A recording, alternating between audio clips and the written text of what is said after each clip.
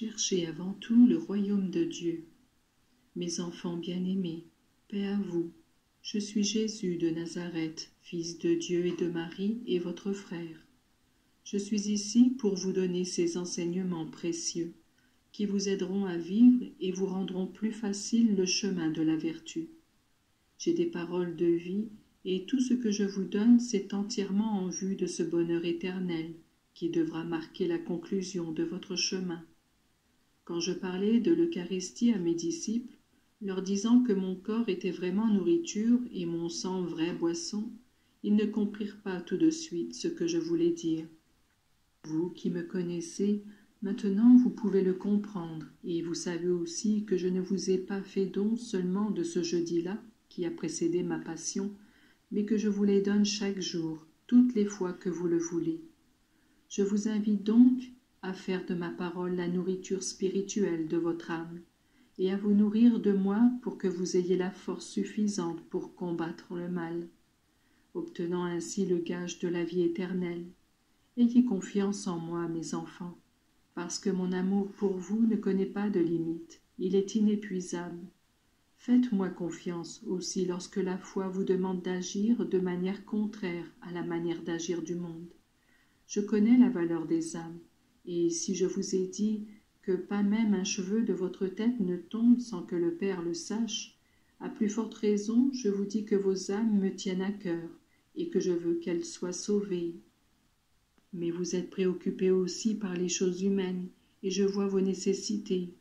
Pour cette raison, et parce que je peux pourvoir à tout, je vous dis, cherchez avant tout le royaume de Dieu, et tout le reste vous sera donné par surcroît.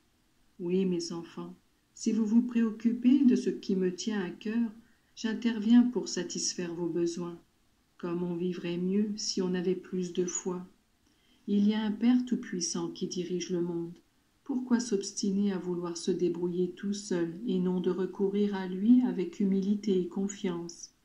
Chercher le royaume de Dieu, c'est avant tout éviter le mal, fuir le péché, et cela comporte une renonciation continuelle à ses propres inclinations et une correction continuelle de ses propres défauts. Mais est-ce qu'il ne vous semble pas que cela en vaille la peine, sachant qu'en échange la paix, la grâce, la joie font de l'âme le paradis de Dieu? Là où est Dieu, il y a amour et sérénité.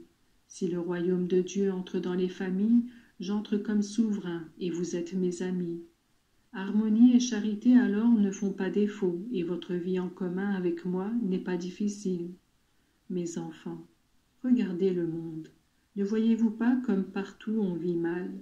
Et pourtant, la grande famille humaine devrait être entièrement tendue dans la louange, envers celui qui l'a créée pour répandre sur elle les richesses infinies d'amour qu'il possédait.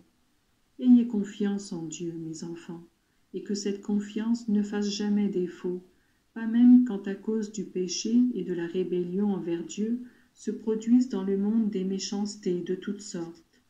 Dieu ne cesse pas de diriger cette grande famille, et moi je ne cesse jamais de fournir à toutes les créatures ces biens de grâce et d'amour dont mon cœur est la source.